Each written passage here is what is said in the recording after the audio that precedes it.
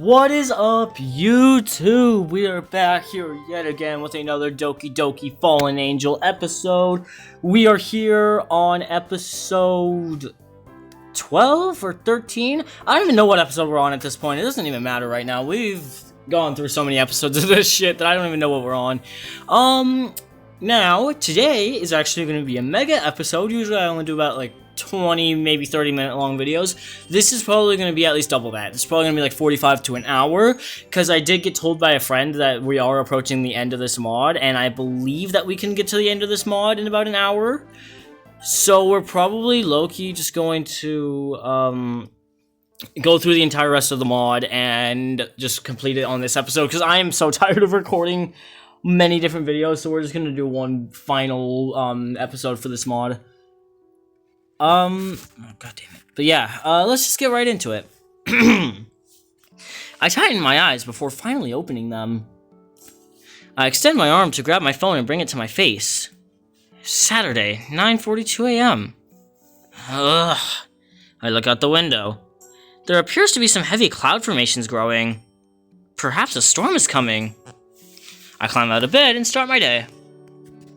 I flop down onto my living room couch. For a while, I just sit in the serenity of my empty house. Always empty. Bzzz. Huh? I bring my phone into my field of view. It's Yuri. Is it okay if I start heading towards your house? I type out a response. Yeah, that's fine. My arm falls limp again and I sit lifelessly on the couch. I feel so bored today. Hopefully Yuri shows up soon to save me from this void that is my living room. For the next 20 minutes, I just sit on the couch staring at the ceiling. Suddenly, I hear a bell. That must be Yuri. I heave myself up off the couch and make my way to the door. I gently open the door. Yuri appears on the other side. Hey, what's up? Good afternoon, Fire Demon. Are you ready to go? Let me make sure I got my wallet.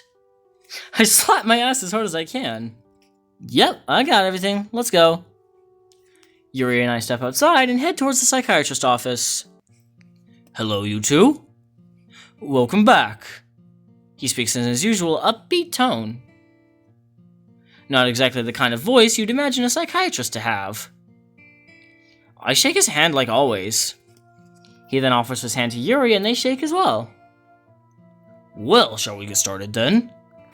He gently opens the door to his office and gestures for us to step inside. We walk over to the couch and take our seats. Naturally, Dr. Langton sits in the chair opposite to us. So, as you know, this is simply a checkup. I just want to make sure the medication is working, everything is fine, etc., etc. Okay. Yuri fidgets in her seat. That's odd. After all this time, I'd figure she'd be used to Dr. Langton by now. Well, I guess we should start with the most blatant question. Have you been self-harming at all, Yuri? She shakes her head. No.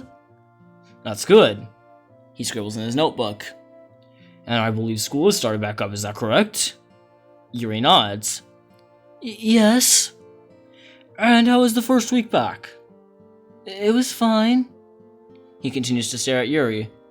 Just fine? Yes. Something feels off here. Even with the exception of Yuri being an introvert, her one-word replies seem unnatural. It's like she's forcing the words out. Dr. Langton is leaned over his knees, examining Yuri. After a short time, he leans back into his chair. He looks down at his notes, readjusts his glasses, then looks back up at Yuri. Are the kids at school treating you okay, Yuri? What do you mean? I'm just asking how the students behave. Are they nice, cheerful? Are you making friends? That kind of stuff.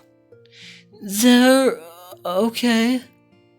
Dr. Langton stares at Yuri for a few more seconds before finally writing into his notepad. Is Yuri not going to bring up the group of boys? Maybe it's not important. Or maybe it is. Yuri is acting weird, even by Yuri standards. But is it really my place to say anything? I am just a bystander in their meetings after all. But I feel it's the doctor's right to know. I have to speak up. Alright, well, I guess we're talking about it. Hopefully Yuri doesn't resent me for bringing this up. Well, there was this one interaction yesterday. Oh? He leans onto the edge of his seat. Yuri jerks her gaze to me. There's fear on her face. Maybe I shouldn't have brought it up. Too late to go back on it now, though, as I've already opened the can of worms. It wasn't anything, really.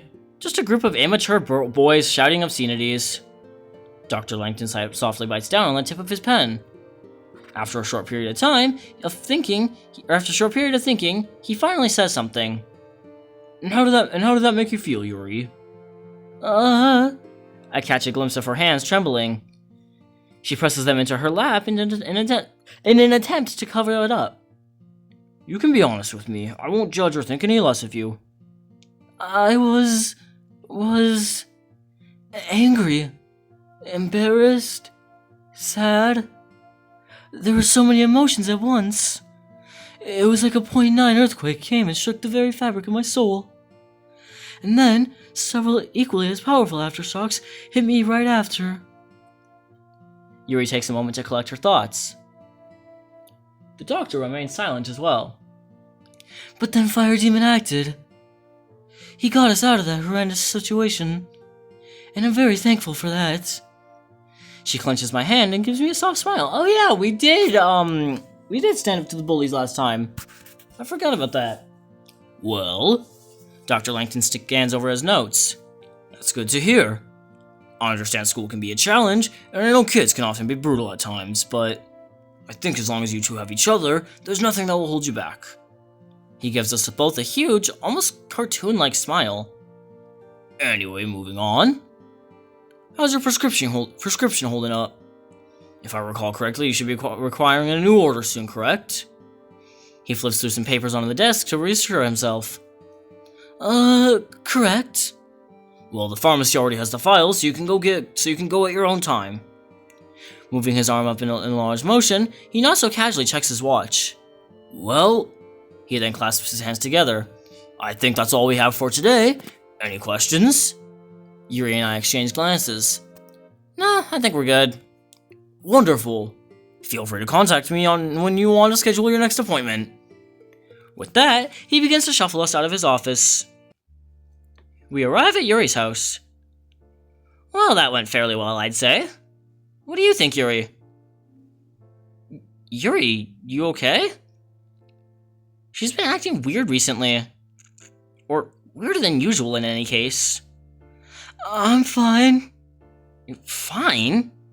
Whenever a girl says that, usually things are the complete opposite of fine. I subconsciously begin to take steps towards her. But Yuri begins to back away like an animal caught in a cage. However, she only backs away so far, and I find myself inches from her. Yuri is only a little shorter than me, allowing us to maintain eye contact fairly easily. Even with that, she refuses to look me in the eyes. She begins to slowly open her mouth. I... Breathe, Yuri. Take a moment to collect your thoughts. It's something she's done time and time again. Finally, she speaks up. I'm gonna drop out of school. What? Drop out? She can't actually be serious. Okay. Time out. Rewind. You're what? There's a tinge of annoyance in my voice. This is why I didn't want to tell you. I knew you would be upset. Wait, how long have you been keeping this from me? For a while now. I feel disappointed and also a bit furious. The thought of Yuri hiding such a big decision from me hurts. Why are you just now telling me? I didn't want you to worry. Yuri, all I do is worry about you. A contorted expression grows on her face as if she just saw me kick a puppy. I didn't realize I was such a burden to you. Someone you always have to think about and worry about. That's not what I meant. I'd hate to be a burden to you, Fire Demon. I didn't say that. I guess I'm just not capable of looking after myself. After all, I'm just the girl with scars along her arms. The girl with no friends other than the words on a page. I'm useless. No, you're not. Then explain why you feel the need to spectate my life every waking moment of the day. Don't get upset at me for the secrets you've been hiding. Look, now we're getting off topic. Back to my point, you can't drop out of school. Why not? You just can't. That's not your decision to make. Regardless, it's still a bad decision. You just don't understand. That's the problem. You never tell me. Okay, answer me this. Why do you want to drop out? Your grades are exceptional. It has nothing to do with my grades. Is this because of the boys yesterday? I told you not to worry about them. My voice grows more irritated with every sentence. It's not just that. It's... What is it? I can't say. No, we are not keeping secrets anymore. We're not keeping any more secrets from each other. Tell me what's wrong. I don't want to talk about it. No, I've worked too hard to get close to her, and once again, she's shutting me back out. Damn it, Yuri! My thoughts are cloudy. I don't know what to do. If I let her shut herself in, she may never come back out. Just tell me what's bothering you. I can't. I feel my bloodstream heating up. Please, just stop resisting my help. Please don't do this. Do what? Help you? Listen to you? Actually take the time to find a medical professional to treat you and all your problems? Everything I do, Yuri, it's all for you. Yuri just shakes her head while trying to hold back tears. I didn't want this. You didn't want this? Of course, Yuri. How could I forget? I'm just the guy who chased you down, barged into your house, and forced his way into your life, unwanted. It's not like that. Then what is it like? I don't know. Oh my god, please just stop saying that. Surely you have to know something. This is going nowhere. My hands are shaking as if I just drank a liter of an energy drink. I can feel the steam rising out of my ears. I have to keep pressing forth. This is what she did when I first found her cutting her wrist. She pushed me away as far as she could. I can't let her ruin her life. I catch a glimpse of myself in the window. My enraged reflection stares back at me. What I see disgusts me. Here I am, yelling at the girl I thought I loved. Fire demon? Yuri's voice snaps me out of my daze. She's no longer yelling. In fact, her voice is so quiet it's barely audible. I don't want to see us like this. I love you. Love? I've heard that word so many times the past several months. I've heard it come from Yuri's lips, my lips, my best friend's lips. I feel it's been said so much it's lost all meaning. If you really loved me, you would tell me what's wrong. If you trusted me, you would give me time. I don't know who to trust anymore. I can taste the venom dripping from my teeth. It's bitter, yet satisfying to feel spit out my mouth. A tear glides down Yuri's face. All the memories we made, the stories we shared, the time we've spent. I guess even hot love has a cold end. I look her straight in the eyes. The windows to the soul, as she puts it. I suppose they're just bittersweet memories at this point. I feel like a failure. After everything I've done, you still don't trust me. Yuri's retracted body only makes me feel worse. It pains me to see her like this. So why can't I stop?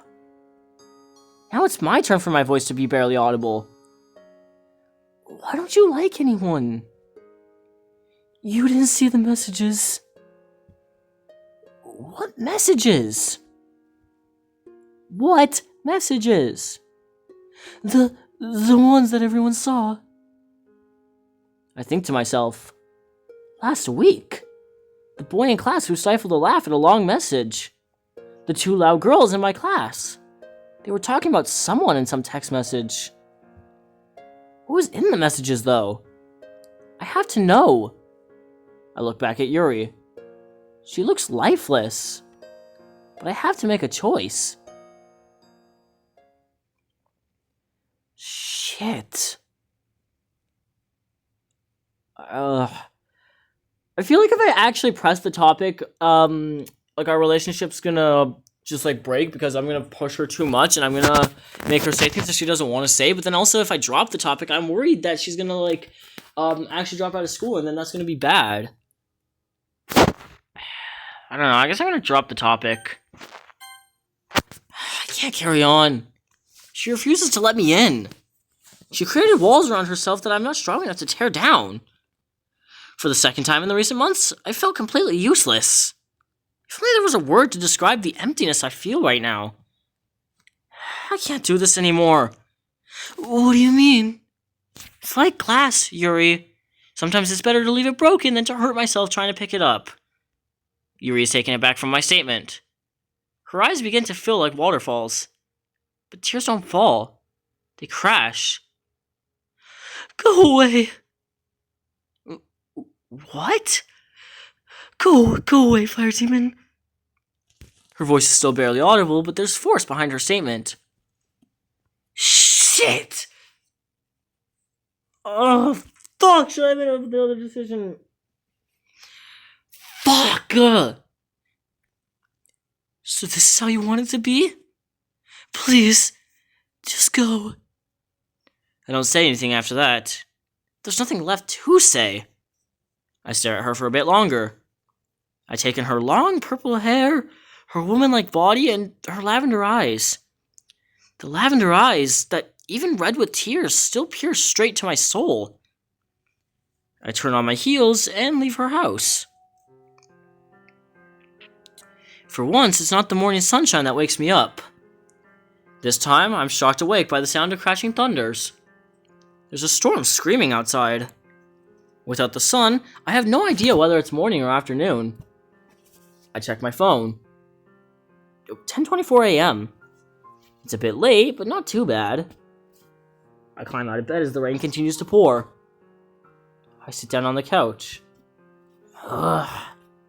Resting my elbows onto my knees, I've pressed my face into my palms. What did I do yesterday? I yelled at Yuri for no reason. Stupid, stupid, stupid! I smacked my forehead repeatedly. I got upset and allowed my emotions to get the better of me. This is my fault. I feel like my insides are being pricked by needles. I really am a failure, huh? There has to be something I can do. I need to apologize to her. Lightning continues to strike outside. I look outside my living room window.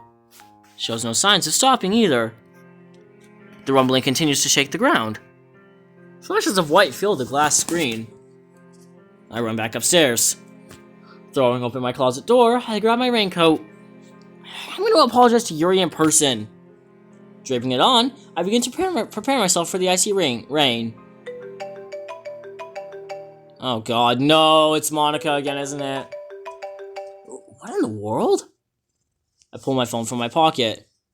It's a random number, but I recognize the area code. Hello? Oh, wait, it's not. Okay. Hello, may I speak to Fire Demon, please? Speaking. And who is this? I'm calling from Northeast Medical Hospital. The hospital?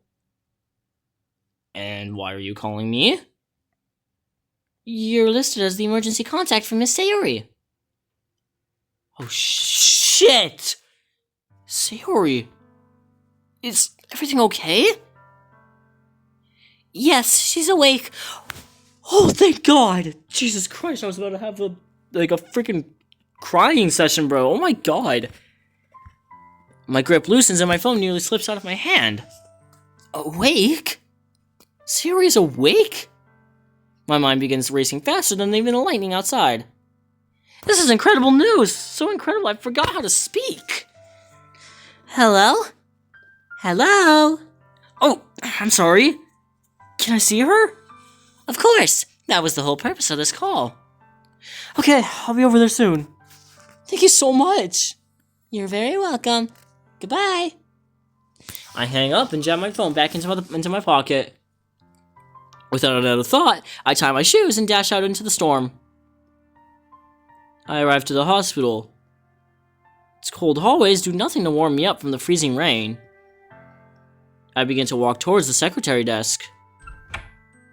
Halfway to it, the hospital doors fly open. A brown-haired man wearing a regular shirt and jeans comes barreling through. He has a worried expression. He cuts past me and tries to get into the security desk. She points the way to a doctor. He rushes to the doctor down the hall. The doctor, with a sour face, points to a room. The man finally rushes into the room. I'm at a loss. Alright then. I finish my trek to the secretary desk. May I help you? I'm looking for Sayori. She begins to scroll through her computer. Your name? Fire Demon. Perfect. Miss Sayori is in room 309. She points behind me. Just take those elevators to the 3rd floor and follow the hallway. Thank you. I practically run from the desk to the elevators as if it were a race. 3rd floor? Why does every part of the hospital look the same? I silently damn the architect who designed this place. There's a line of doors before me. As I walk past them, I take note of the numbers. 307, 308, 309. I lightly knock on the door. There's no response. My hand presses down on the handle. I gently open the door. I walk into the hospital room. Somehow it's even colder than the hallway. My eyes pan through the blank walls. I spot Sayori laying on the bed. Sayori! A fire demon! Ah! I cross the room in a flash and embrace Sayori. Oh my god! I was so worried about you! I'm so sorry, Sayori! Fire demon? Is that really you? I could ask you the same thing. If I couldn't feel her soft skin in my hands, I wouldn't believe it was actually her. I stifle my sobs and collect myself. I stand over her bed. I'm so sorry, Fire Demon. No. This is my fault. I should have done more to be there for you, Sayori. I was so caught up in my own feelings that I never thought about you. I was selfish. Sayori just smiles sadly. You're silly, Fire Demon. Huh? That was not the reaction I was expecting. I was the selfish one. I did the most selfish thing possible. I didn't think of anyone else in that moment. Her eyes are red from tears. I watch as they glide down her cheek and crash onto the plain white sheets of the bed. Dude, this is genuinely, actually so sad. I'm just glad you're awake. You're actually awake. I repeat myself just to confirm this is actually real. I was so scared. I really can't put into words how concerned I was. I'm sorry I made you sad. I'm sorry I made you sad. Enough with the apologies. Let's just agree to both be sorry. The corners of her mouth raise. Okay. So, how is everyone? Good. I nod reassuringly. Everyone's good. Natsuki's holding down the fort for you. That's nice of her. And you and Yuri? A pain of guilt flashes over me. I still haven't apologized to her. We're fine. I lie through my teeth. Sayori's been through enough, and I don't want to worry her with my problems. I attempt to shift the topic. I know I sound like a broken record, but I'm just really glad you're awake. I was losing sleep over you. Meanwhile, I was gaining sleep. The fact that Sayori can still keep her aloof, that attitude, I find somewhat admirable. Knowing she's okay does put a smile on my face. I just want things back to normal, Sayori. She stares out the window. Do you know what it's like being in a coma, Fire Demon? No. Can't say I do. It's kind of like you're sleeping. Time passes by differently when you're asleep. When I woke up, I was right. I was 50 years in the future and everyone would be all old and wrinkly. It was also scary. She stares at me with her sky blue eyes. There were times when I was aware of my surroundings. Aware? I could sense things, if that makes sense. It doesn't. Sometimes I can feel the nurse changing out my IV, or I can hear the doctors having a conversation outside. One time I heard the doctor discussing with my parents on the phone about something called the patient's right to die? Whether or not it's ethically okay to put me to sleep. My heart drops into my stomach. Just hearing those words causes my legs to grow weak. It was like while I was watching a movie of my own death. And the scariest part was that I couldn't use my legs to run away. I didn't have a voice I could use to call for help or talk to myself to keep myself company. It gets lonely. You see your fears come to life. I'm glad I'm not afraid of the dark. She gives a small giggle before returning to a serious tone. Or as serious as someone like Sayori can sound. It's hard to escape your inner demons when you're encaged in your own mind. I'm so sorry you had to go through that, Sayori. I placed my hand on hers. It was an interesting experience, to say the least. Who knew you could learn so much while being asleep? I'll make sure to tell my teachers that. We share a small laugh between us. The sound gives me a nostalgic feel of our childhood. Back when Sayori and I would play around the block. Climb trees, cause mischief. I refuse to believe that girl is gone. But as I look into her eyes, I see despair. Would it be better to go back and change what happened? Don't dwell on the past. She says that as if she read my mind. Like I said, I learned something while I was asleep. This experience showed me what I've become. The solution I took to try to stop the pain. And I almost lost the most important thing to me. My eyes have been opened to something newer, something greater. What's the word for that? An epiphany? Is that the right word? Here you would probably know. I don't know if I'll ever beat my depression. But I do know I won't let it beat me. It'll be a lifelong battle. And I'm willing to stay by your side through it all. Dude, I'm genuinely starting to tear up, dude. I love this. I think I'd like that. Sayori gives me a smile. And this time it's a genuine Sayori smile. A smile that fills this bland white room with hope, purity, and warmth. Everyone is going to be really happy to see you back. I'm sure. You know, for a second I was expecting both you and Monica to be here. Monica? Why would we be together? When I woke up, I actually spoke to her. She said you and her would visit me. Sir, I think the anesthesia is still affecting your brain. How would Monica get a hold of me? She has your number. What? Wait! The messages, they were from Monica. I was right! Oh, I remember they were from Monica. Monica has my number. I gave it to her when you joined the club. It's only obvious a club president should be able to contact her members. My mind is having a hard time keeping up with its own thoughts. The pieces of the puzzle slowly start to take form. Fire Demon, are you alright? You look like you've seen a ghost. Sayori? Where's Monica? I believe she said she'd be stopping by around...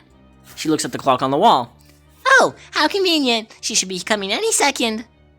I need to go to the bathroom. Do you mind? Not at all. I turn on my heel and power walk out of the room. I run down the corridor. I don't even look where I'm going. Suddenly I find myself falling. Ugh. My head starts to throb. The cold tiles press against my face. Ugh. I place my hands on the floor and push myself up. I collect my bearings and look to see who I ran into. Of course. As Sayori said. How convenient. Hiya, Fire Demon. You know, you should really be more careful. Even if we're in a hospital, it's best not to hurt yourself. Cut the banter, Monica. I know what you've been doing. I stick my finger in her face. This ends now. Why are you trying to fuck up my life? What do you mean, Fire Demon? You think I'm dense? I figured out your little game. All those strange texts. They're from you.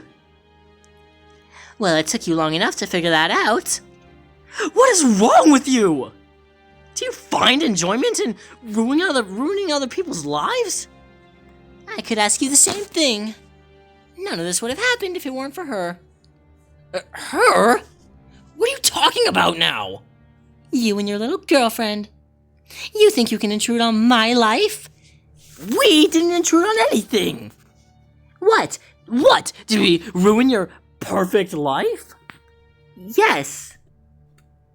I'm stunned by her straightforward answer. You did. Everything was perfect. My family was loving. My grades were second to none. Everyone loved me. I had friends. I had a club I was proud of. The only thing missing was someone to share it with.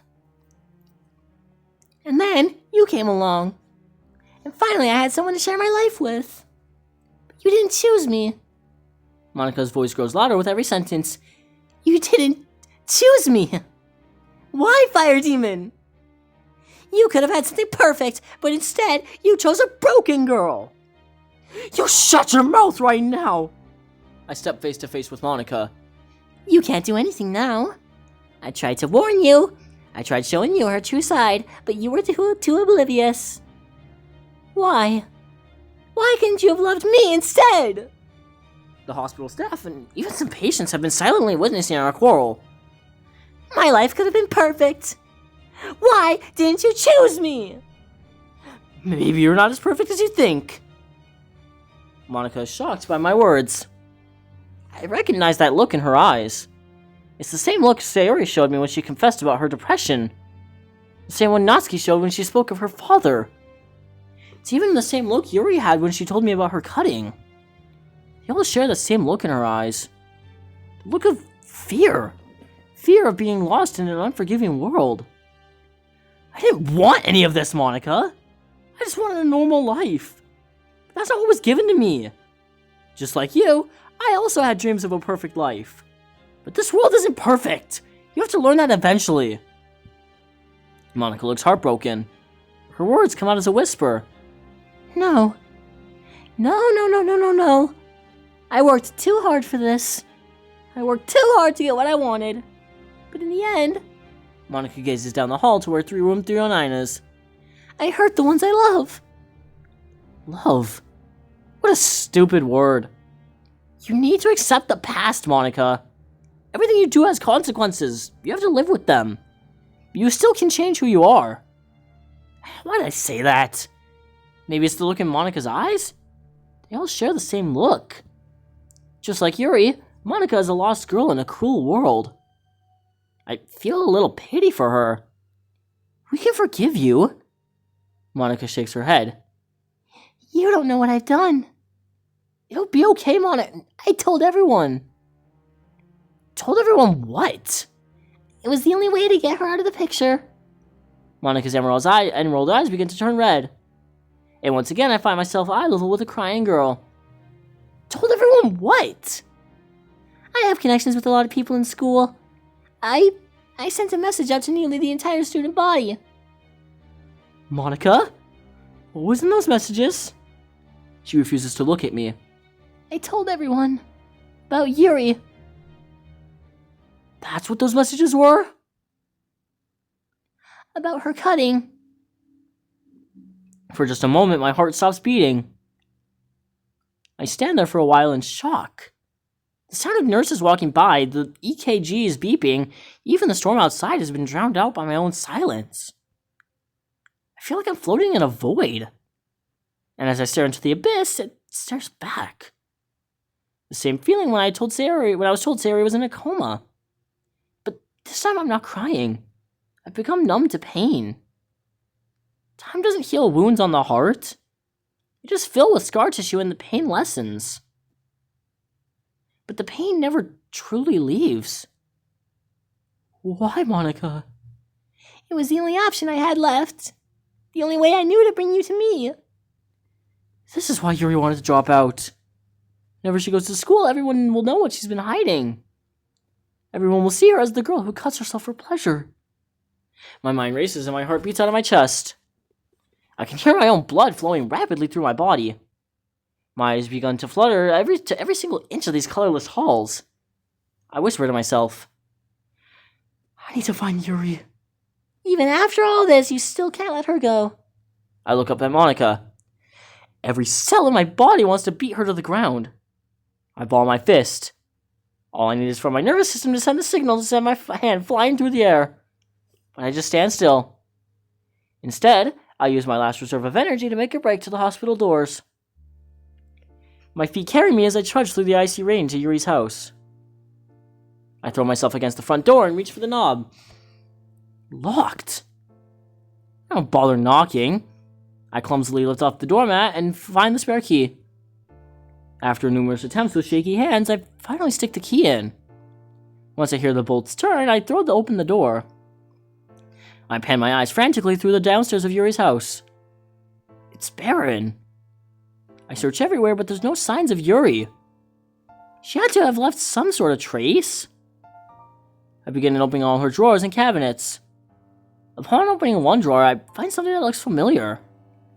I take the cylindrical object and it makes a rattling sound as I lift it up. In my hands is a bottle of pills. A full bottle of pills. The pills that Yuri is supposed to take to suppress the urge to cut herself. I read the label. Each bottle contains exactly 60 pills. I rip open the cap and pour the pills onto the table. They scatter and I use my hands to push them in a pile. Sliding each pill one by one, I begin counting. 1, 2, 3, 9, 18, 25, 36, 49, 57, 58, 59. With my index finger, I slide the last pill next to the others. 60. I stare blankly at the pile of medicine, unable to focus my thoughts. For a second, I even begin to forget where I am. What the? I'm interrupted by a single raindrop hitting the counter and making a small splash. Followed by another one, and another. I look up. To my surprise, a wet spot on the ceiling has appeared and is leaking. At first I assume the rain, but then I remember I'm on the first floor. Oh shit! An imaginary blueprint of Yuri's house begins to form in my head. I'm in the kitchen, and then directly above me should be Yuri's bathroom. I rush upstairs at an ungodly speed. I crash through the bedroom doors. Immediately my eyes begin to look around for any signs of Yuri. Alas, there's no one here. Except beside the bed is an open box. My stomach turns as I slowly creep towards it. It's Yuri's knife collection. We never threw it out. As I walk up to it, I notice a single empty spot where a blade once laid. No! There's something else I notice. The sound of water. Not the melodic orchestra of raindrops on a roof. The running water of a faucet. I crane my neck towards the sound. It's coming from the bathroom. I reach out and tightly grip the handle. Locked. I have no intention of knocking. I step back and prepare myself. Oh, we're charging that door. I run full speed at the door. My shoulder connects to the wood and I bounce back. Again. I plant my feet firmly. Another sprint to the door. Again, I hit the door. I bounce onto the floor. My shoulder aches in pain. I get up and plant my feet again. Third time's a charm. I run full speed. I hurl my body against the wood. It gives, but it doesn't open. Once again, I'm on the floor. The door busted off its hinges. My body is crying in pain. I use my good arm to push myself up. After collecting myself, I replant my feet.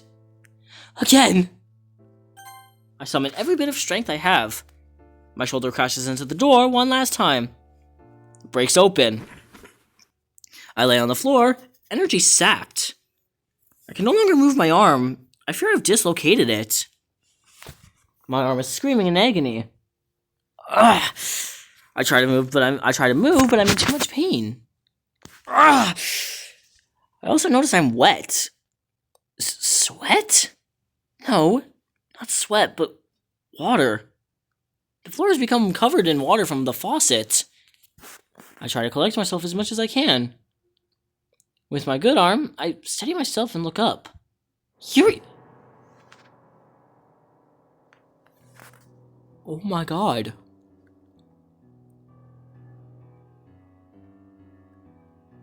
Oh my god.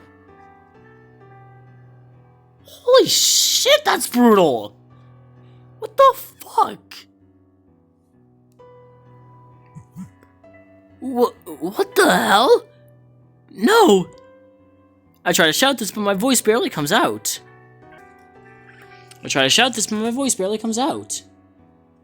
No! No! No! I sprawl towards the tub. Yuri lays in a red-tinted water-filled tub. Ugh! I hunch over the toilet and throw up. However, my stomach is empty and my abdomen just cramps and tightens. Dude, I'm about to cry. Oh my god! My vision begins to blur as my tears fill my eyes. I watch as they crash and join the Scarlet River on the tile floor. To say I can't think properly is an understatement. I lift myself up. There's no pain as the adrenaline courses through my body. Yuri! Yuri! I grab her chin and tilt her face towards mine. Yuri! I shout in denial over her still body. Her fair skin has now turned pure white. Her purple hair now tinted red from the pool. I lift her arm out of the water. They show new lines, each going perpendicular to the ones of the past. Her emotionless face stares into nothingness. I just sit on the blood-stained floor and stare at her. Tears continue to flow down my face. The only thing I can do is stare into her lavender eyes. And for the first time, they fail to pierce back into mine. A special poem. Oh god, I hate this. There we go. Denial. This isn't real. The pain inside me, the things I see. This isn't real. I should still think maybe there's a chance. Maybe if I take a second glance. This isn't real. My mind is just playing a trick. A reality I choose not to pick. This isn't real. I don't believe it. I can't believe it. I shouldn't believe it. It's just lies. It's not real. What isn't real can't hurt me. So why do I hurt? This isn't real. This isn't real. This isn't real. This isn't real. This isn't real. It can't be real. For the second time today, I find myself in the hospital. The other side this time, the emergency room. I sit on the colorless, starched sheets of the hospital bed, a shoulder sling over my right arm. With adrenaline gone, I rely on painkillers to keep myself stable. My memories are only stored in pieces. I visited Sari in the hospital. I ran into Monica. I found a full bottle of pills. I broke down Yuri's door. And then I called 911. My head is still throbbing. It physically hurts to remember the events that just transpired. My eyes switch between the four walls that surround me. I stretch my neck and look out into the emergency room. Nurses and doctors occasionally walk by. Finally, one nurse steps inside. Hello?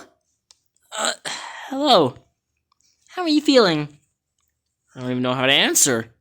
My mind is drugged by both painkillers and shock. The nurse then goes into a procedure of asking me questions to assess my mental state. Can you tell me your name? Yes. Shock is one hell of a drug. What is your name? Oh, Fire Demon. She continues to read some notes on the computer. Do you know what day it is? We had our visit with Dr. Langton Saturday, which is yesterday, so Sunday. The nurse nods. And do you know where you are? The all too familiar looking walls answer that. The hospital. I stare at the navy blue sling around my arm. You dislocated it. We were able to pop it back into place, but it will take some time to fully heal. It's best to keep it in a sling for a while. Yuri! Where's Yuri? The girl you came in with? I'm sorry, I'm not her nurse. I believe she's being treated by a doctor down the hall. I bolt off the bed and exit the room. The nurse calls out, Hey, wait! I continue to run down the hall. Whoa there, kiddo. A man in a white coat intercepts me. Are you the doctor? I am a doctor, yes. Wait, you're the one who came in with that girl. Yuri? Where is she? Is she okay? The doctor's face says it all. Why don't we take a seat? She's dead. He puts his hand on my shoulder, but I swat it off. No. No, I don't believe you. Let me see her.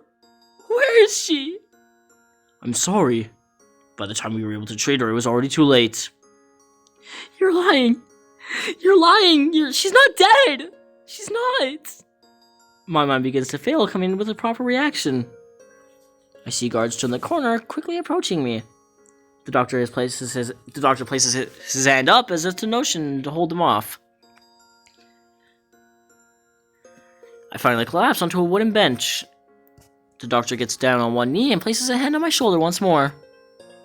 I press my face into my palms. This isn't real. This isn't real. This isn't real. I learned something on this bench just now. The bench where the little girl is told she has cancer.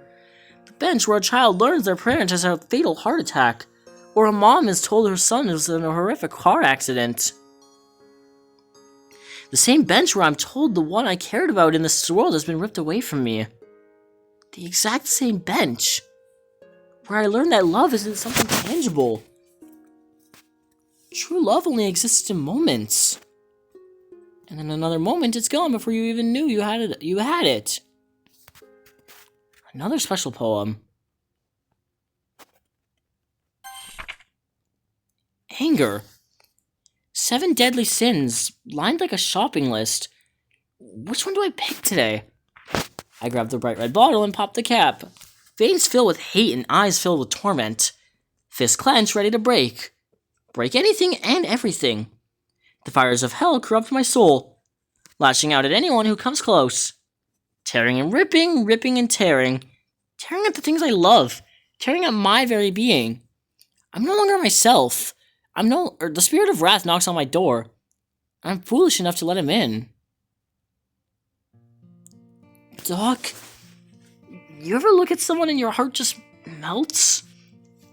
I'm sorry about what happened. I just still can't believe she's really gone. He jots some things down on his notepad. How does all that make you feel? Empty? I don't really feel anything anymore. It's a bit hard to describe, really. Do you know what nothingness feels like, Doc? Your mind has had some time to process the initial shock. This period can be a dangerous time for you. A lot of different emotions may go through your mind. Look, can you just give me some medication or something so I can leave? We'll get to that, but I can't just give them straight to you right away. My eyes trace the walls of the room. Can you tell me what's on your mind? What's on my mind? I repeat him absent-mindedly. What's on my mind? It's good to get your mind off the event. You don't understand, Doc. I can't get it out of my head. My voice cracks with every word. What do you mean? You weren't there! I began to raise my voice at him. You didn't see the look in her eyes! You didn't have to sit in an ambulance and tell the paramedics what happened! You didn't have to relive every single moment while being questioned by the police. You're not the person who every single time I close my eyes, Doc, I just see her sitting in that bathtub. I just want that image out of my head. That's why I need you to give me some pills or something. Oh, okay. I look up at him. It's going to be okay. I can give you a prescription based off of what you're feeling. So just keep telling me what you feel. I don't feel anything! I scream at him and slam my fist into the table. I just don't understand. I did everything right. I did everything I could, but it wasn't enough. Stop asking me how I fucking feel! I shoot up onto my feet. Please, Fire Demon. Don't say shit to me! I point my finger at him maliciously. You don't care about me! I'm just another patient to you! You don't care about me, or Yuri, or anyone! We're all the same in your eyes. Just another paycheck for you! My words spit sharply out of my mouth. We're just a step for you to feed your fancy lifestyle. Maybe some fancy jewelry or for your wife, or a fun vacation with your kids. That's all we mean to you. You know that's not true. I chose this profession because I want to help people who aren't strong enough to help themselves. I scramble back and forth around the office. My voice cracks under my anger. Just give me back my life! I grab the coffee table and topple it over. Papers fill the air as the doctor instinctively jumps back. Pens clatter against the floor. You sit on your chair, ask me a couple questions, and then send me on my way. You talk about trauma as if you know what I'm going through. You see so many different people with so many different problems, and yet you look at them all the same. So, who's the real crazy person, Doc? He stands there like he's frozen in place. That's what I thought. I'm out of here. Fire demon, please. I storm through the door and don't look back. I sit bitterly on my couch and bury my face into my palms. My hands tremble in anger. I run my fingers through my hair until it looks like a destroyed bird's nest. Tears begin to stream down my face. Tears of frustration and anxiety. My legs launch me back up at Mach speed. For some reason, I can't stay still. I begin to pace my living room floor. My eyes continue to flash between the corners of my house. I don't think my eyes have focused on one stagnant object all day, now that I think about it. Oh! I scream at the top of my lungs in order to release all my bottled up anger. Oh! I collapse back onto the couch, my anger sapped. My breathing grows heavy and raspy. For some reason, my frustration still hasn't left. I lean over my couch and grab a potted plant. Flinging it across the room, it shatters against the wall. Shards ricochet in every direction. My heart continues to beat furiously. Oh, we're going insane. This is deadass the definition of insanity. If this goes any longer, my chest is going to explode. I throw my body into the wall. With a thud, my knuckles collide with the sheetrock. Again! Again! Again! My fist goes through the wall. I slowly retract my hand back. My knuckles are covered in blood. My right arm in a sling and my left hand bloody. I absentmindedly stare at the red patches of lost skin around my knuckles. It's funny how the same color we use to represent love also represents anger. I guess they're more or less the same. They both can destroy something within seconds. Both only ever end in pain. My body gives and I fall into the floor. And just like that, my whole world comes crashing down as well. I lay lifelessly. I clench my fist until my knuckles turn white.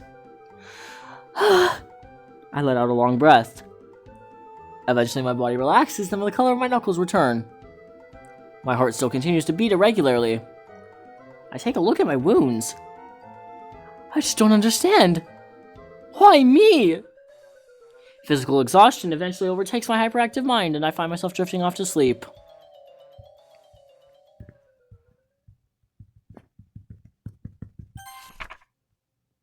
I'm probably not going to read this because it is a pretty long poem. But I will let you guys get time to pause it and read it. If you guys have made it this far, please, I really do appreciate it. I love all of you guys.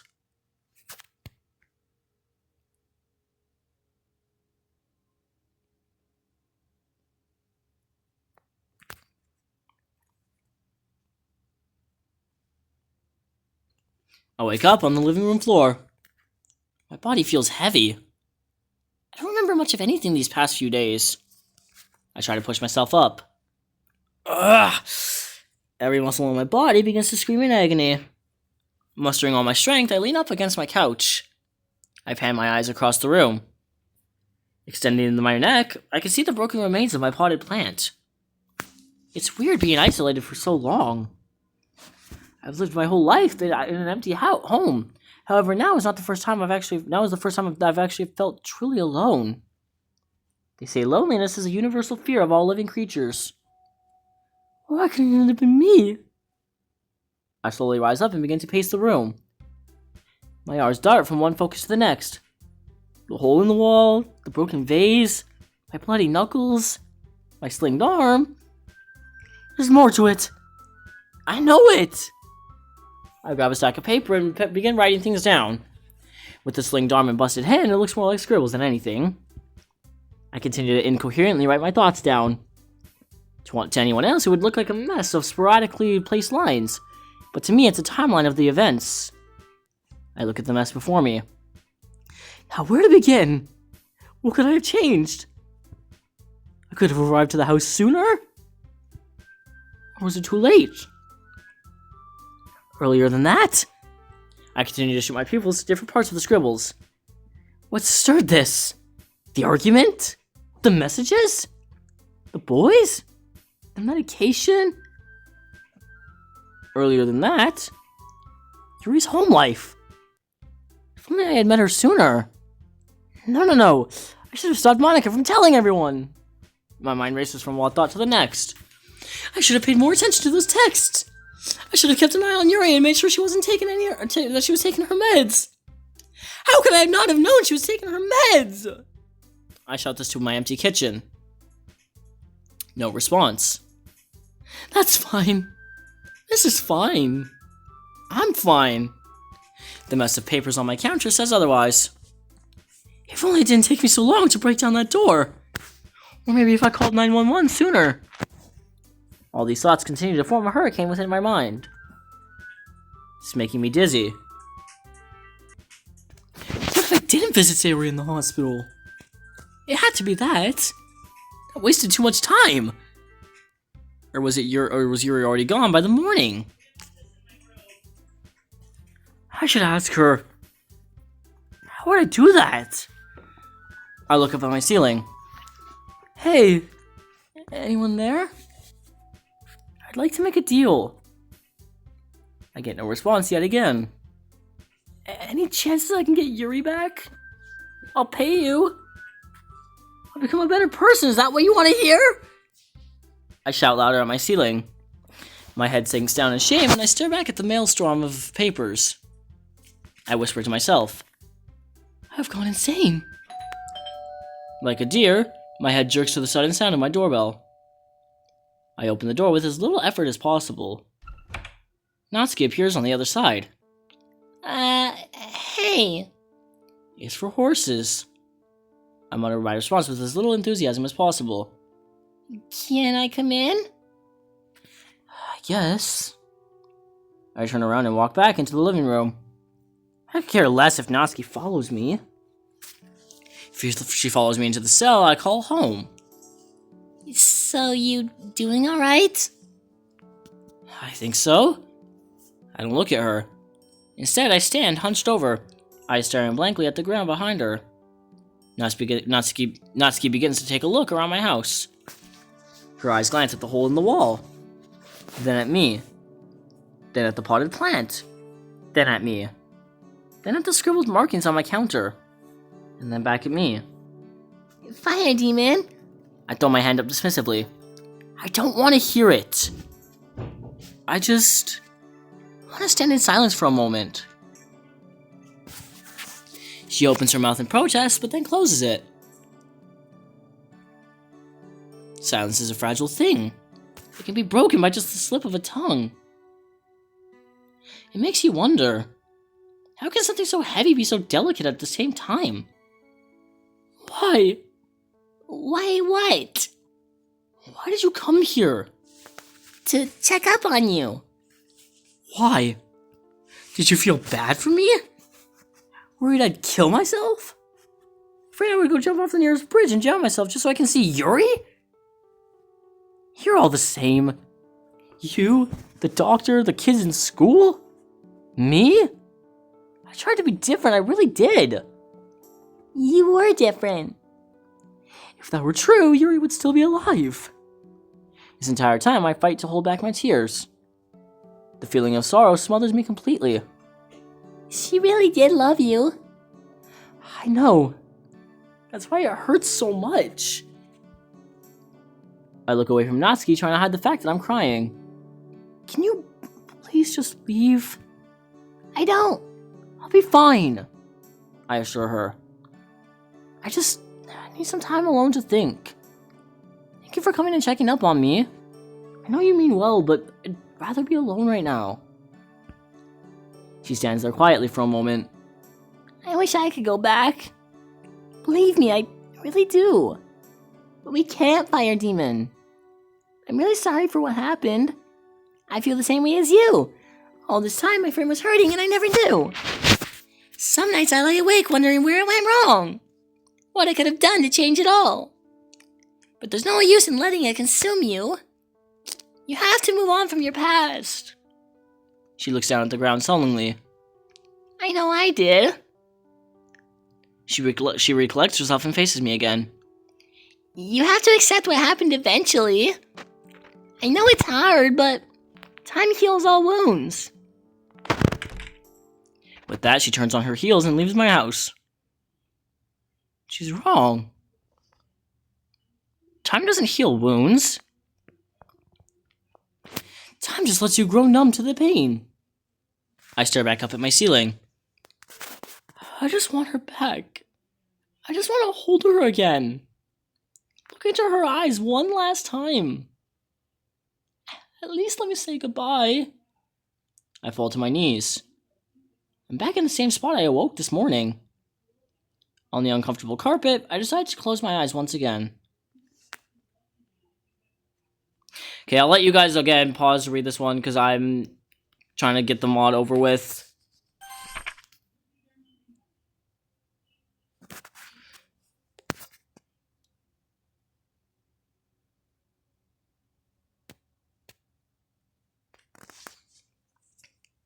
Alright, so yeah, you guys can just pause that and read it. But I jolt awake in a cold sweat. I look around my room. How did I even get here? The last thing I remember was Natsuki visiting yesterday. Was that yesterday? What day is it? I look outside my window. There's nothing but gray. I climb out of bed and immediately fall to my knees.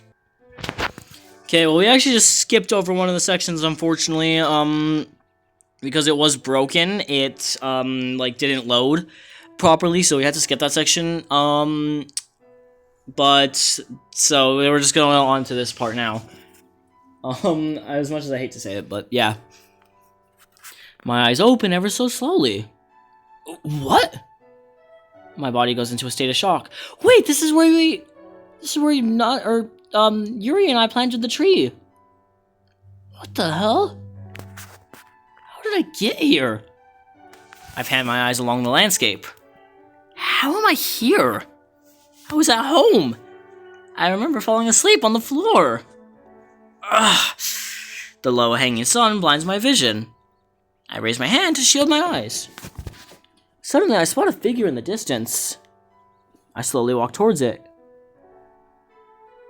Slowly but surely, the figure starts to take form. Oh my god! She's back! Huh? I pick up my pace. Yuri? Yuri! I wave my arms to get her attention. Eventually, I arrive just a few feet from her. She finally notices me. Hello, Fire Demon. I take a look around the landscape.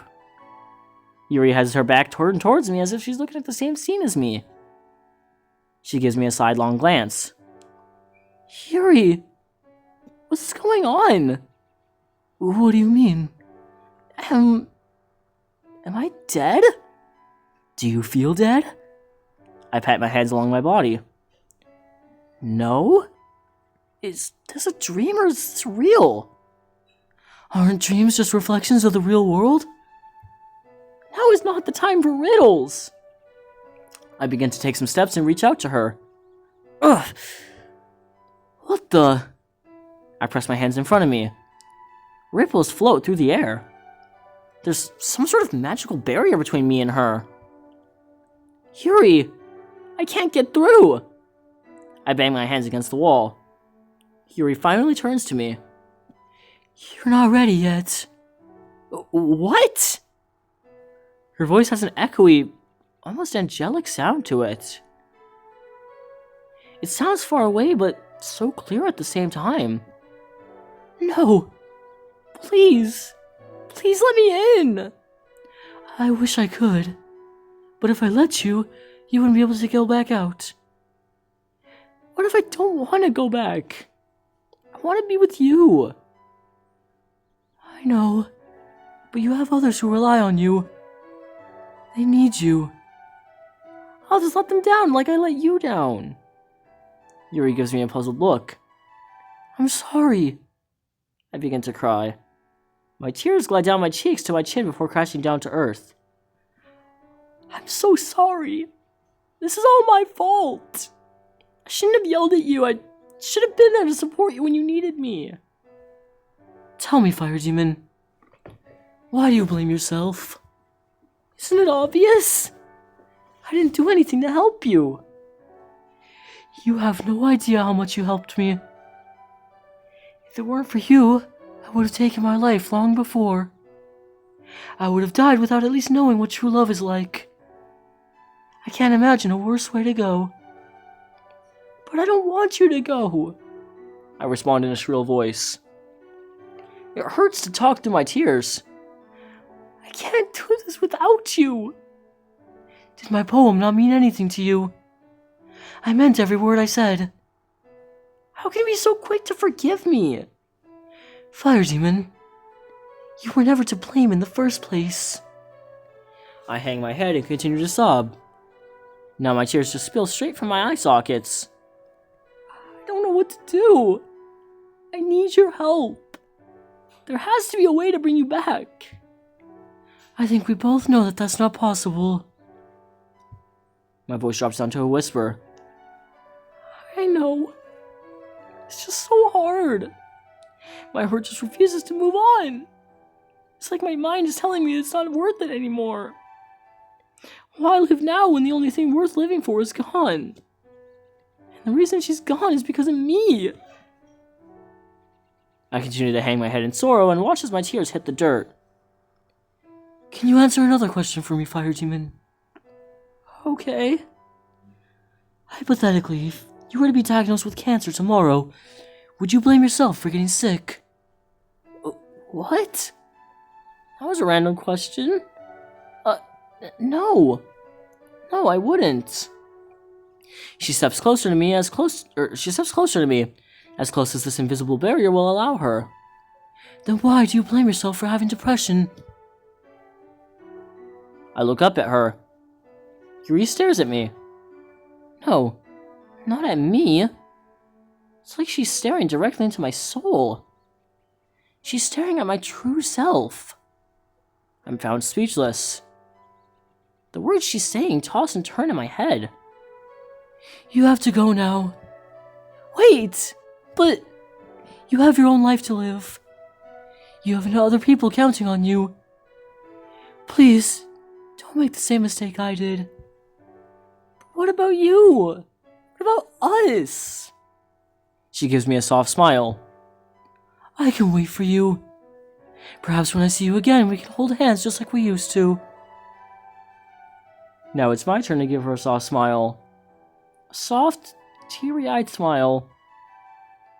Yuri, I think I finally learned what love is. Did you now? I nod. She gives me a look as if she knew I was going to say this the whole time.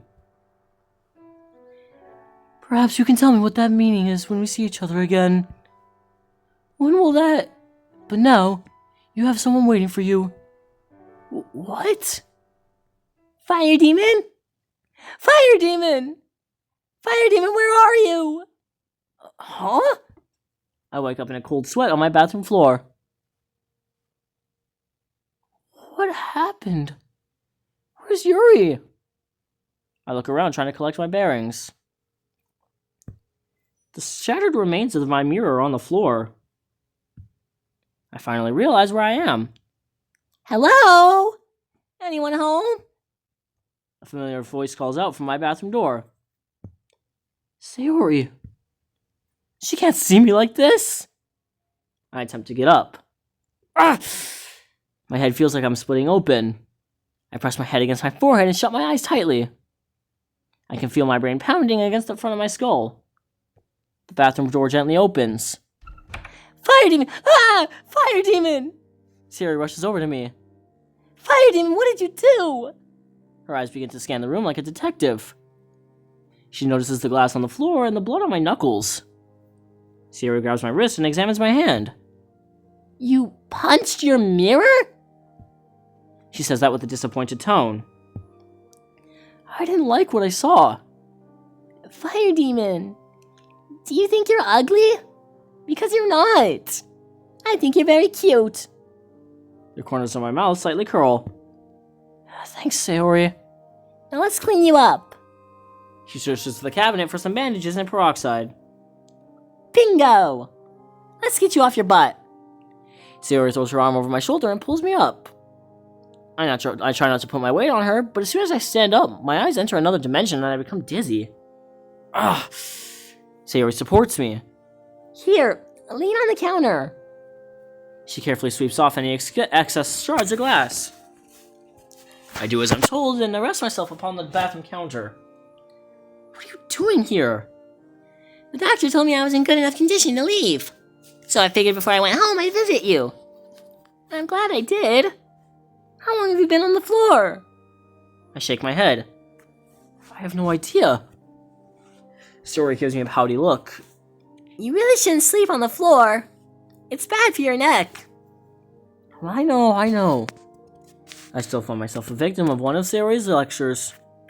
She gestures for me to raise my hand over the sink, and I do so. The bottle of peroxide hovers menacingly over my hand. This is gonna sting. I know. Sayori tips the bottle. I keep my mouth shut tight as to not show any display of pain. Sayori dabs the wound with a wet towel and begins to bandage it up. I guess you learned some stuff while in the hospital, huh? Sayori gives me a large smile. Just call me Nurse Sayori from now on. I give a small chuckle. You know, Fire Demon, this kind of reminds me of when we were little kids. Yeah? How so? Well, the roles are reversed now, but I remember when we were little kids, we would always play in the neighborhood. We would run around, climb trees. I would always try to keep up with you despite you being much faster. And sometimes I would fall and get hurt. Then you would stop everything and come to care for me. Whether I scraped my knee or cut my hand, you were always there for me. You would say, Sayori, look at me. It's okay. Everything will be okay. I remember I just used to start carrying around band-aids in my pocket just in case you hurt yourself. You would make me feel better and stayed with me until the pain went away. I remember back to when Sayori and I were little kids. Getting in trouble left and right. All the things little kids do. I guess I always assumed Sayori and I were equal. I didn't realize that all this time she was trying to just stay close to me. Remember when I fell in the pond near the park? Yeah. Your parents were mad. You jumped in because I was drowning. You weren't drowning. The water was only about 2 feet deep. Is that so? I realize my hand has already been fully bandaged, yet Sayori still hasn't let go of it yet. My eyes lock onto her sky blue eyes. This is what Yuri meant, isn't it? I have unfinished business here. I can't leave without knowing the people I care about will be okay. Sayori notices she's been holding my hand and quickly lets go. Sorry! It's fine. We should sit down somewhere. Okay. Sayori and I step into my room. I take a seat on my bed. Hey, what's that? Sayori walks towards a small wooden box sitting atop my nightstand. It looks like a radio. Yeah, it is. I remember when Yuri gave me that radio as a gift. Now it's one of the few things I have to remember her by. Sayori bends down eye level with the wooden radio. Her eyes dazzle like a child's. She brushes her hands along the edges. Eventually, her fingers find the dials. And then, click. The room fills with music. Not a bad tune. I like it. Sayori begins bobbing her head up and down to the rhythm. This is really cute. Where'd you get it? Yuri gave it to me. That's sweet. Where's Yuri now? She doesn't know. She doesn't know. That makes sense. She's been in a hospital this entire time. Sayori, why don't you take a seat? Okay. Sayori gives me a look of concern. She sinks down next to me. Where do I even begin? I guess I should start from the beginning. All the way from the beginning. Remember that day when Yuri and Monica got into an argument and Yuri ran out of the room? I tell Sayori the whole story. I give her as many details as I can over what's happened the past several months. Well, everything minus the past few days. No, that's not true. I stay silent to allow old Sayori to process what she just heard. You're lying. Her voice cracks and she breaks into a sob. Sayori throws herself onto me. I can feel a wet spot form on my shoulder. She cries loudly into my ears. I simply stroke the back of her head to comfort her. After a few minutes, Sayori seems to compose herself as much as she can. I grab her by the shoulders. Sayori, look at me. I speak to her in a soft voice as if she was made of glass that could shatter by any loud noise. It's okay. Everything's gonna be okay. I'm here for you. Always. Sayori nods as she wipes away her tears. You seem to be taking this rather well. I look down at my bandaged hand. I wouldn't exactly say that, but recently I did have a change of heart. What's the word for that?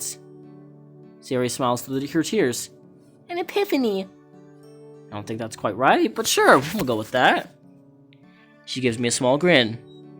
I can't really explain it very well. It's just like something inside me is telling me that it's time to move on. I know it's weird, but I believe you. Sayori brushes the hair out of my face. You're my best friend, Sayori. And I mean that in the best way possible. I know you do. It just took me some time to understand that. I've made a lot of mistakes. So have I. I've hurt a lot of people. And so have I. I quietly chuckled to myself. I suppose we're just both huge messes, huh? That's why we make such great friends. She gives me the most sincere smile I've seen her since seen rest upon her face. I suppose I was wrong, Sayori. Huh? You can't really fully get rid of depression. Not alone, at least. I turn to my bathroom.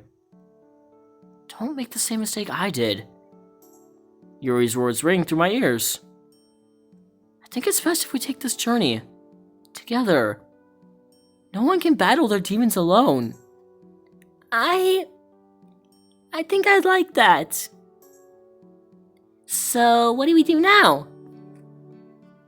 Keep on living, I suppose. Yuri may not be here physically, but I believe she's somewhere out there, waiting for me. Sayori stares over at my bathroom as well. She then looks at my wrist. There's a small indent where I press the glass on against my arm. I need you to stay here. She places her small hands over the area of my arm I nearly cut open. Please. I stare at her. I peer straight into her blue eyes. Her windows of the soul. I'll stay here. I grab her hand and intertwine my fingers with hers. You promise? I promise, Sayori. My story isn't over yet. I wake up to the sun telling me good morning. The early sunlight shines through my window, filling the room. I don't feel very well today, however. Today is an exceptionally difficult day to wake up to. January 5th. Yuri's birthday. It's a grim reminder of how I failed to protect her. I begin to stretch out my arms. Time to get up. I finish my morning routine like any other day. Take a shower, get dressed, eat. The same daily routine every day. I do the exact same thing every day.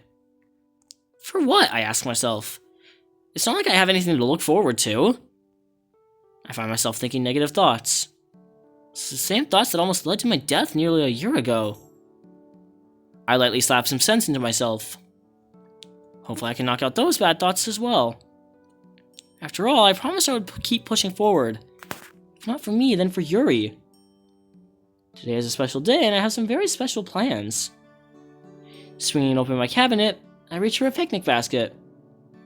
Next, I begin to work on a platter of food. I make some sandwiches, grab some fruit and water, pack some pastries for dessert. If I remember correctly, there should also be a spare blanket in the closet. I walk over and gently open my closet. Perfect! Grabbing the blanket, I toss it next to the basket. Food, water, blanket. Looks like everything's packed. I place the basket near the door. Oh, I almost forgot. I rush upstairs to my bedroom. My backpack lays in the corner. I sling it over both shoulders. After making sure it's secure, I reach for the drawer. I stop. I'm frozen in place. As much as I want to, my arm refuses to move. My hand is locked inches away from the handle, as if they were both full of magnets with similar poles. An eternity passes of just me staring at my desk drawer. In here holds a Pandora's box of all my memories. Using every piece of willpower, I grab the handle and pull it open. Inside is a badly wrapped rectangular gift. I grab the gift and head out my house, picking up the basket and blanket along the way. Once I'm outside, I begin to feel 10 times better. The sun beams down on my face and the fresh winter air fills my lungs. It's thin and clean. Despite it being sunny, the light breeze creates a perfectly balanced temperature. I couldn't have wished for more perfect weather. All the negative thoughts about today leave me and I'm left with only pure bliss. I continue my trek towards the destination. The park is as beautiful as ever. All the birds have left for the winter, creating a calming silence. Only the sound of my footsteps and the whistling of the wind can be heard.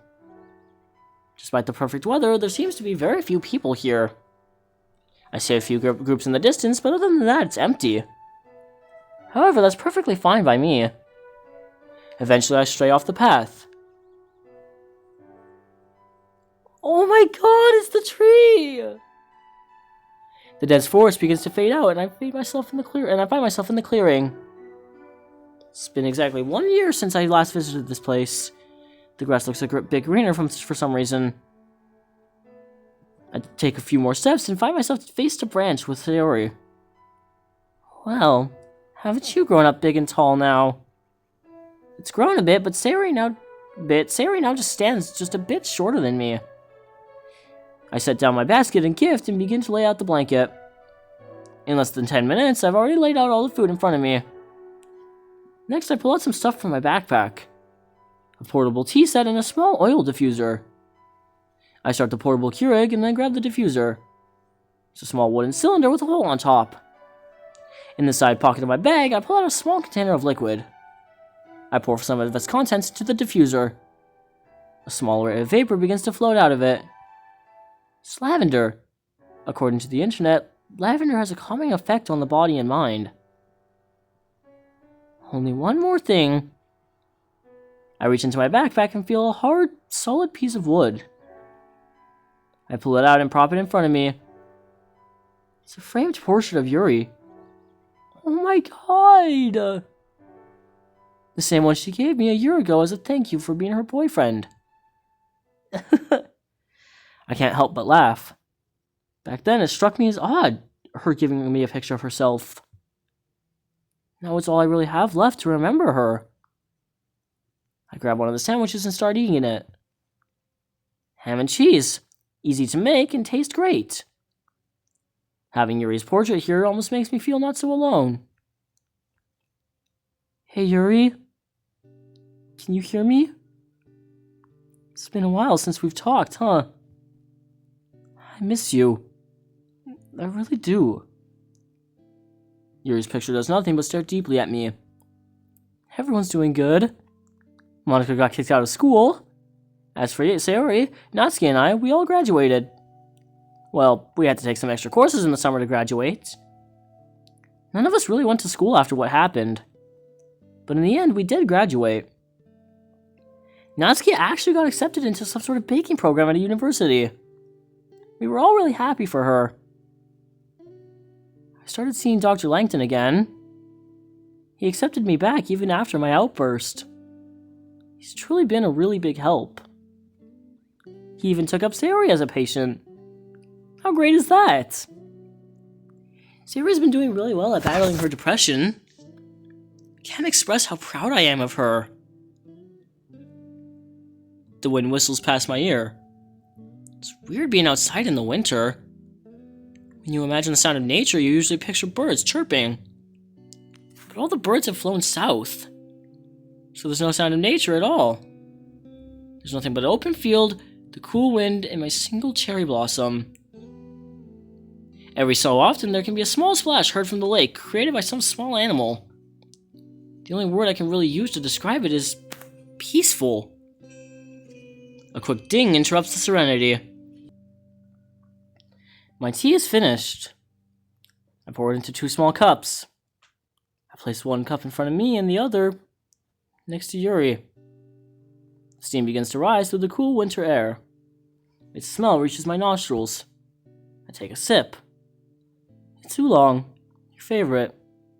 I'm no tea smith like you, but I think I did a pretty good job. I've actually picked up on a lot of new hobbies influenced by you. Tea, reading. I even started to write a book. Can you believe that? Or trying to write a book anyways. Another small gust of wind blows.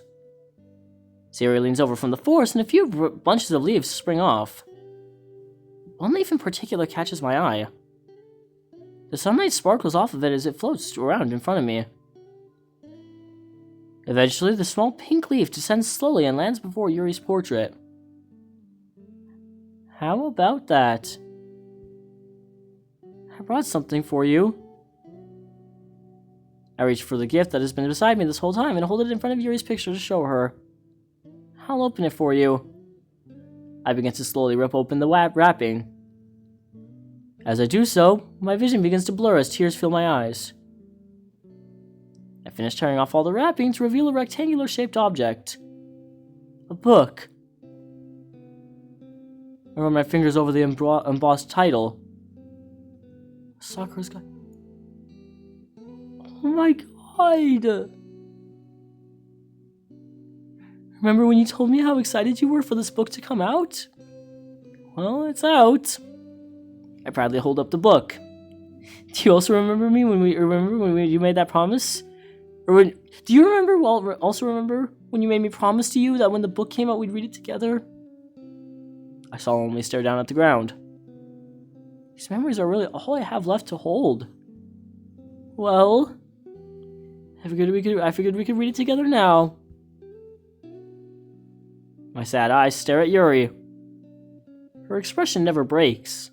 I don't know why it would, after all, it's just a picture. But to me, it's really her here, sitting with me. I guess you can't really be here physically, so I'll just read it out loud. I've gotten a bit better at reading, so hopefully I'm not too slow for you. I laugh at my lonesome sense of humor. With that done, I open to the first page. According to Yuri, this book is a continuation of Infinite Isolation, the book that we read together way back when. Supposedly, this one has supernatural elements as Keanu's spirit indirectly guides Lena to freedom. It's a story that Yuri and I were supposed to share together. I guess I should start now. Loneliness is a fear that everyone must face alone. That's what I thought anyways. But perhaps I was wrong. You're never truly alone. There's always someone looking out for you. I come back to my senses. What the hell? I mutter. The door. It spontaneously just opened. I stand frozen in place. No noises can be heard from the other side. For some reason, unbeknownst to me, I decide to turn around and look outside my window.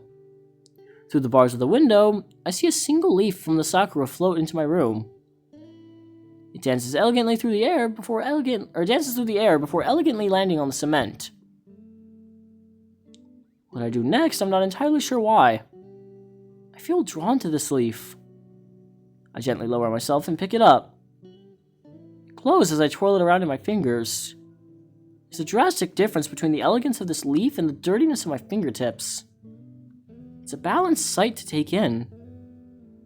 Without thought, I place the leaf in my shirt pocket. About 10 minutes pass by, and I finish the first chapter. I timidly close the book and look up at Yuri. I'm no longer trying to hold in my tears. I let them flow down my cheeks like waterfalls. But tears don't fall, do they? Yuri, I truly do love you. You saved me. I choke on my words. You showed me a part of myself I didn't even know existed. You made me feel things I don't quite understand. But for some odd reason, I was okay with that. For once, I saw what it meant to truly love something. To love something so much that you would give them everything imaginable if you could. You were my world. I'm sorry I couldn't protect you. My eyes are puffy and red, and my sleeve is damp from me wiping my tears. I'm gonna keep moving forward, though. I promise you that. And I will never break that promise. Yuri's portrait stares at me. Her beautiful lavender eyes that still managed to pierce mine. But behind those eyes was a broken girl that needed someone to put her back together. It's hard to believe something so perfect could be a part of this reality. She was pure. She wasn't from this world. She was a fallen angel. Now the angel has finally returned home.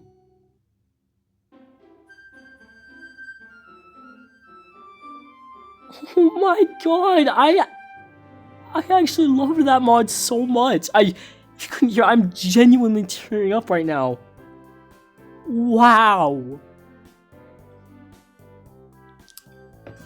Holy shit, that was a roller coaster. Well, that's gonna do it for this series, guys. Really hope you guys enjoyed that as much as I did.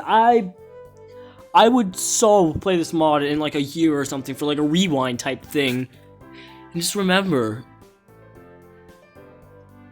it really, I love the message that it's also giving out too. Like, things may be bad in your life. Things may happen. Hell, you might lose someone.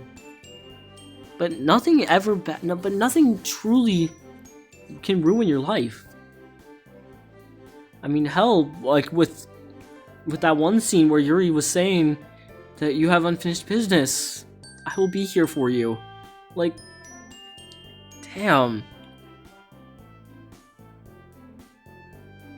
Alright, well, that's gonna do it for this series, guys. Really hope you guys enjoyed that as much as I did. Absolutely, again, loved it.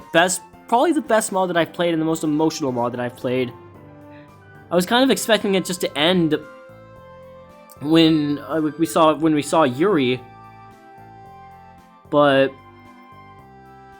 man. Alright, well, I'm gonna leave that video with you guys there, and with that, peace out.